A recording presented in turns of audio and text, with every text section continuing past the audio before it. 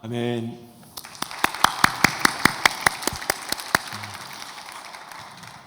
우리 샬롬 찬양대에 놀라운 찬양 하나님께서 기뻐하실 줄로 믿습니다. 그리고 우리 합의 찬양단도 변함없이 하나님을 높여드리는 그 모습 우리 하나님이 기뻐하실 것 같고, 아까 서지혜 자매도 영감 어린 찬양을 통해서 하나님께 영광 올려드렸는데 하나님이 참 기뻐하실 것 같습니다.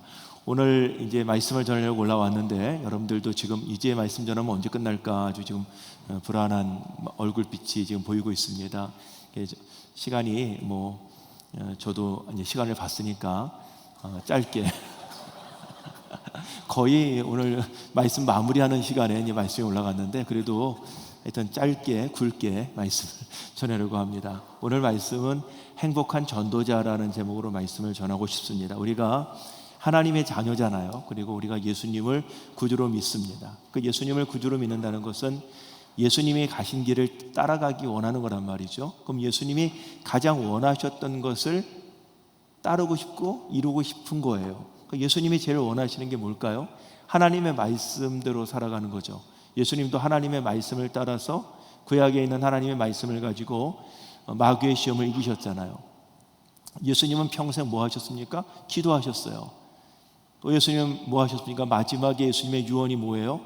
너희는 예루살렘과 온 유대와 사마리아와 땅끝까지 이르러서 내 증인이 되어라. 그러니까 복음 전도자가 되어라. 이게 예수님의 마지막 유언이잖아요. 그런데 참 아이러니컬한 게 우리가 하나님의 자녀라고 말하고 또 예수님을 믿는다고 얘기하면서도 기도도 열심히 안 하고 성경 말씀도 안 읽어요. 또 뭐 하나 전도 제일 힘들어해. 복음을 전하는 거 어려워요. 근데 이 기도도 안 하고 말씀도 안 읽고 전도도 안 하면서 예수님을 믿는다고 그러고 하나님의 자녀라고 그러고 또 하나님 안에서 복을 누리며 살고 싶어하는 그런 마음이 있어요. 여러분 잘 생각해 보십시오. 예수님을 따르기를 원한다, 예수님을 닮기 원한다고 한다면 예수님의 가신 길을 가야 되잖아요. 예수님이 하나님을 바라봤잖아요. 하나님을 바라보았던 것은 하나님의 말씀에 자기 자신을 조종하고 말씀의 빛에 맞추어서 자기가 반응하셨던 평생의 삶을 사셨단 말이죠. 또 뭐 하셨습니까? 계속 예수님은 기도하면서 사셨단 말이에요. 그리고 예수님의 마지막 유언에 따라서 우리가 뭘 해야 됩니까? 복음을 전하는 사람을 살아야 된단 말이에요. 근데 여러분 여기 보면은 6, 70년 사신 분들보다는 20, 30년, 40년 사신 분들이 많이 계시잖아요. 근데 지금까지 살면서 예수님의 그 부르심에 따라서 내가 하나님을 알지 못하는 영혼을 마음에 품고 기도해 본 적이 있습니까? 있는 분도 계시고 없는 분도 있을 겁니다. 보니까 우리 가족 중에서 아직도 하나님의 사랑을 알지 못하는 가족이 머리에 떠오르는 사람 있을 수 있잖아요. 여러분이 구원받은 백성이 아니라면 내가 이런 얘기를 안 해요. 여러분들 모두 다 하나님의 자녀고 하나님의 백성이고 하나님의 사랑 안에서 구원받은 백성이라고 믿잖아. 그렇다면 그 은혜를 알잖아요. 여러분들이 이게 얼마나 귀한 것인지, 하나님을 모르고 살아가는 것이 얼마나 힘들고 안타까운 일인지 우리는 알잖아. 만약에 안다면 내가 가장 사랑하는 사람들, 가족들 중에 주를 알지 못하는 사람, 그 사람을 위해서 기도하는 건 너무나 당연한 거잖아요. 내가 학교나 직장이나 내 삶 속에서 늘 보는 사람들 중에서 아직 하나님의 사랑을 알지 못하는 사람을 마음에 품고, 그 사람이 교회 나오는 건 두 번째고요. 그 두 번째고, 첫 번째 그 사람을 향해서 마음을 품고 기도하는 거예요. 그런 마음이 우리 가운데 있느냐는 얘기죠. 오늘 말씀에서 이 사도 바울은 베스도 총독에게 복음을 전하는 거예요. 지금 끌려간 상태잖아요. 베스도 총독에게 그 복음을 전합니다. 그리고 사도 바울은 로마까지 압송되어 가면서도 마지막 순간 그가 꿈꾸는 게 뭐였냐면은 내가 노마도 보아야 되리다. 사도 바울의 꿈은 뭐냐면 내가 노마에 가겠다는 거예요. 가겠다. 지금 어디에 있어요? 지금 예루살렘에 있는데도 그가 원하는 건 뭐냐? 노마까지 가는 거예요. 노마에 왜 갑니까? 예수 그리스도, 자기를 살리시고 구원하신 예수 그리스도를 그 땅에 전하고 싶은 게 그의 소망이었어요.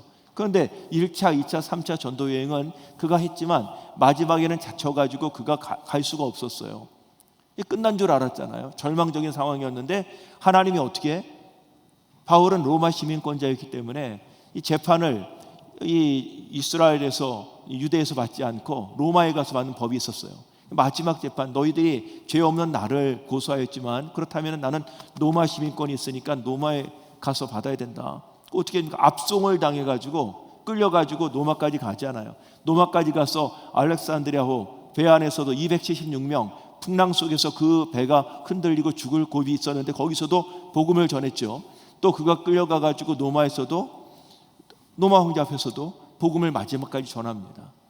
우리가 봄이 되면 씨를 뿌립니다. 씨를 뿌린다는 것은 가을의 결실을 위해서 씨를 뿌리는 거잖아요. 봄에 게으르면 가을의 결실을 할 수가 없어요. 그러니까 봄에 씨를 뿌리는 사람만이 가을의 결실을 할 수 있어요. 우리가 심는 대로 거둔다는 얘기가, 여러분들 이 젊은 때, 젊다는 것은 여러분 몇 살에 젊는 겁니까? 뭐 사람들이 10대, 20대, 30대 상대적으로 봤을 때 젊다고 얘기할 수 있는데, 인생의 봄이 봄, 여름, 가을, 겨울 다 있습니다. 인생도. 그래서 연세가 있으신 어르신 보고 지금 인생의 계절의 어느 때쯤이십니까? 그러면은 뭐 가을인 것 같습니다, 늦가을 같습니다, 이렇게 얘기하잖아요. 그러나 만약에 제가 이 봄이 씨를 뿌리는 계절이라고 한다고 하면은, 내가 사명이 있고 무엇인가 내가 씨를 뿌리듯이 뭐가 일을 한다, 수고를 한다, 뭔가 목적이 있다, 사명이 있다 하면은 인생의 봄이에요. 봄. 나이하고 상관없습니다. 나이가 20, 30대라고 하더라도 가을처럼 살아가는 사람이 있고요, 나이가 60, 70대가 되더라도 봄처럼 살아가는 사람이 있어요. 우리가 주님이 우리를 부르시기 전까지는 우리에게 사명이 있는 거란 말이에요. 특히 우리는 인생의 가운데 토막을 지금 살아가고 있단 말이에요. 끊임없이 우리가 씨를 뿌려야 돼요. 여러분이 씨를 어떤 씨를 뿌릴지는 저마다 달라요. 근데 여러 가지 씨가 많이 있는데, 오늘 제가 여러분에게 말씀을 주신 것은 복음의 씨앗을 뿌리자는 거예요. 평생을 살면은 그 사람이 씨를 뿌린 거 가지고, 어떤 사람은 자녀를 위해서만 평생 살아가는 사람도 있습니다.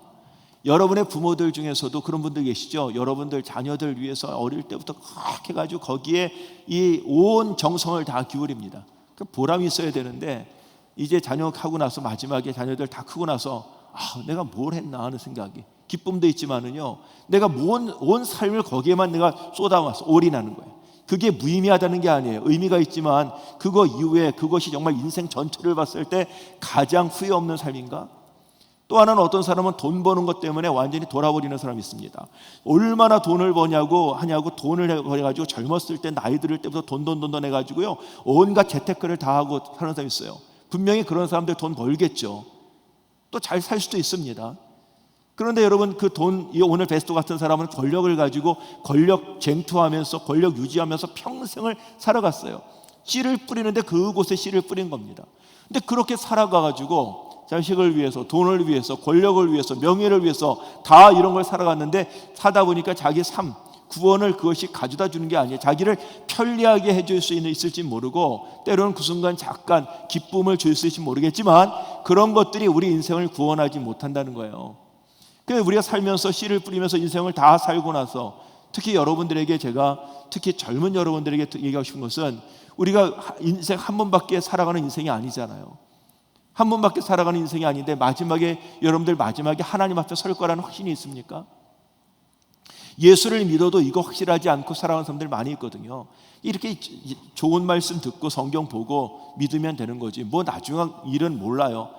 나중 일은 몰라, 내가 지금도 모르겠는데 나중을 어떻게 알아, 이런 분도 있는지 모르겠지만, 성경은 분명히 말하기를 우리의 생명이 다하는 게 이게 끝이 아니라 마지막에 주님 앞에 설 수 있대요. 마지막에 심판대 앞에 설 때가 있어요. 심판대 앞에 섰을 때 주님께서 우리에게 뭘 말씀하실까? 너 그동안 어떤 씨를 뿌리며 살아왔느냐? 뭐 많이 있겠죠. 그런데 내가, 주님이 원하는 게 뭡니까? 세상에 믿지 않는 하나님의 사람들이 하나님의 백성이 되는 것, 은혜를 받고 구원받는 것이 하나님의 소원 아니겠습니까? 너 그 일을 위해서 영혼을 가슴에 품고 기도한 사람이 누군가? 너가 살아생전에 주를 알지 못하는 사람을 주께로 인도하는 사람 있었냐? 누가 있냐? 봤을 때 여러분들 뭐라고 대답하시겠습니까? 씨를 뿌릴 때 있잖아요. 씨를 뿌릴 때 농부들은요, 씨를 뿌릴 때 귀하고 값진 씨를 뿌립니다.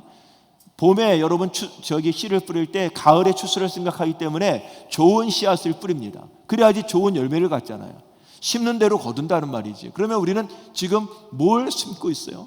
여러 가지 뿌리는 게 많이 있지만 제일 중요한 건 무슨 씨냐면은 사람의 씨예요. 사람의 씨가 뭐냐면, 사람을 세우고 사람을 키우고 사람을 자라게 하고 사람을 위하고, 사람에게 그 영혼을 위해서 살아가는 마음으로 그 영혼을 위해 기도하고 그를 위해서 축복하는 것.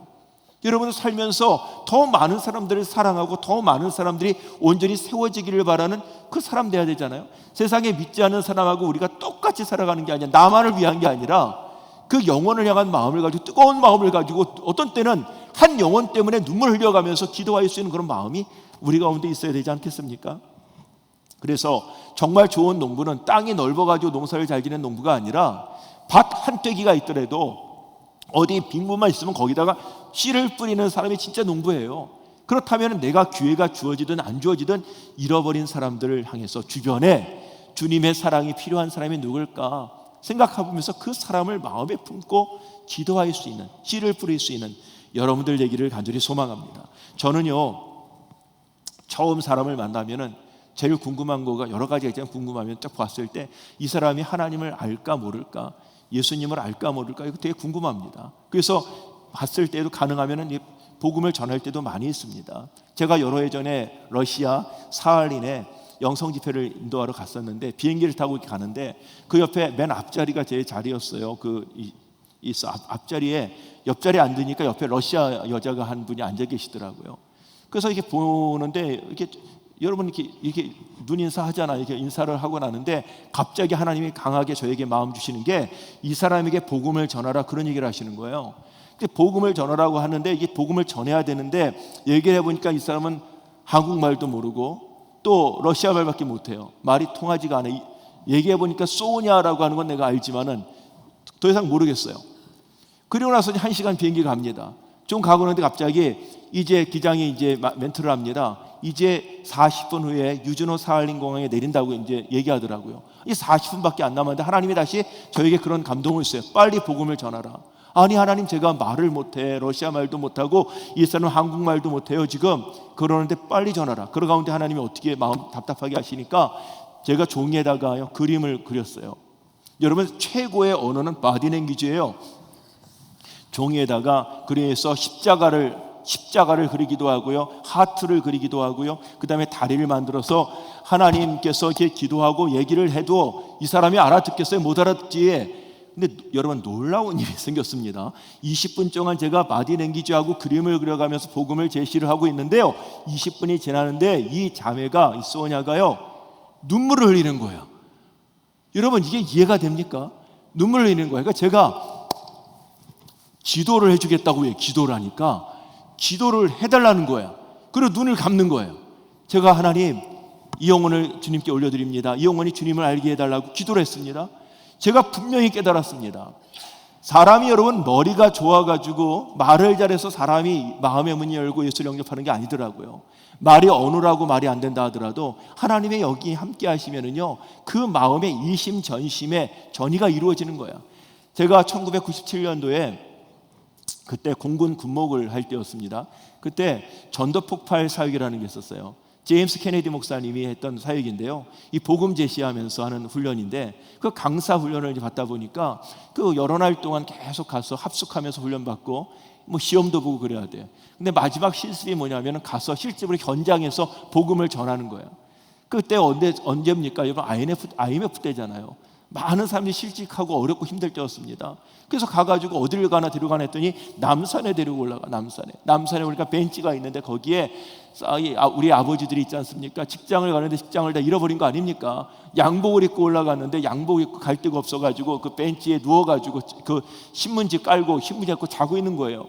그 사람한테 가서 복음을 전하는 거예요. 여러분, 내 말을 알아듣겠어요? 지금 힘든데 이걸 듣겠습니까? 제가 제발 저 사람만 하지 않았으면 좋겠는데 거기 가서 그 사람한테 복음을 전하라고 하는 거예요. 또 한 번은요, 롯데월드 잠실역에 가가지고 복음을 전하라고 하는데 거기 아이들 만나는데 많잖아요. 만남의 광장. 거기 가서 사람을 전하는데 제가 어떻든 전하긴 전하겠는데 뒤에서 얘기하는 게 누굴 찍어주는 사람한테 전해야 돼. 딱 가서 서지혜 자매한테 전하라. 그럼 이게 복음 잘 받아들일 것 같잖아요, 여러분. 저런 사람이 아니라 찍은 사람이 한 20대 중반 되는 어떤 여자아이인데요, 아무 생각이 없어 보이는 아이예요. 그냥 머리도 이렇게 헝클어진 아이가 정신이 없어놓을 것 같아요.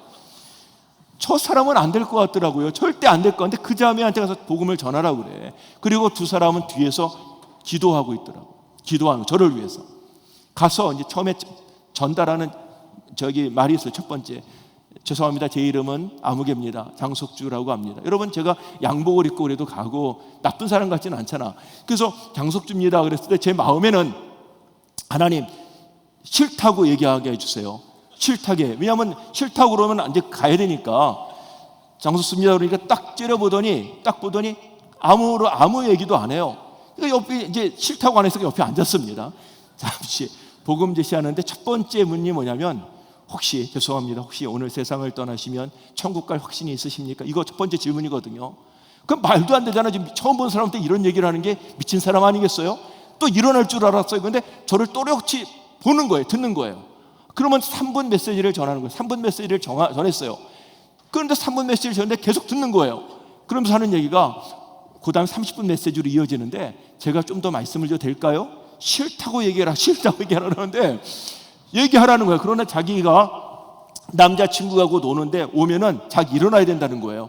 하나님 오지 않게 해주시옵소서 하면서 이제 전하는데 10분 있다가 남자친구 왔어요. 이런 애가 왔습니다. 아니야, 무섭게 생긴 애가 와가지고 딱 보면서 제가 옆에 여자랑 같이 있으니까 이게 뭐냐고 화를 내더라고요.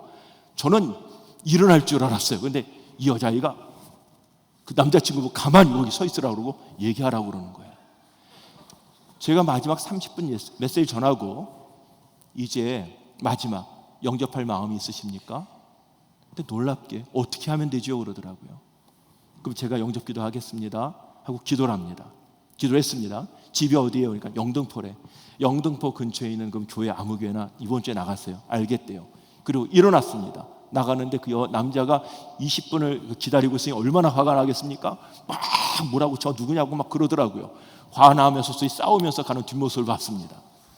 제가 이 말씀드리고 싶은 것은, 제 생각에 말씀드렸죠. 우리가 복음을 전할 때 서지의 자매 예를 들어서 잘 받을 것 같잖아요.